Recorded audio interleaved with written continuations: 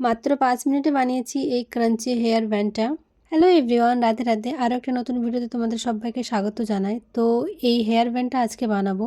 যারা সেলাই করে তাদের বাড়িতে এই ধরনের সেতিনের কাপড় বা যে কোনো কাপড় থেকেই থাকে।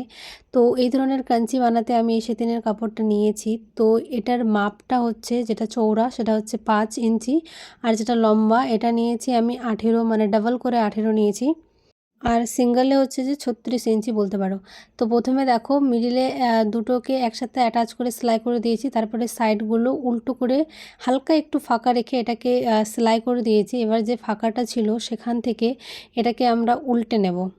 তো খুব ইজিভাবে এটা বেরিয়ে আসছিলো। এবার নেব আমরা এখানে একটা রাবার ব্যান্ড বা যে কোনো গার্ডার।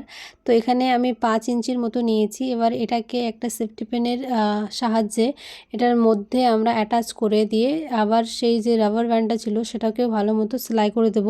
তাহলেই আমাদের রাবার ব্যান্ডটা মানে কমপ্লিট হয়ে যাবে। তো এটা আমি মাত্র 5 মিনিটে বানিয়েছিলাম। তো তোমরা চাইলে এটা নিজেদের জন্য বানাতে পারো বা অন্য কাউকে গিফট করার জন্য বানাতে পারো। এটা আজকাল প্রচুর ট্রেন্ডিংয়ে আছে।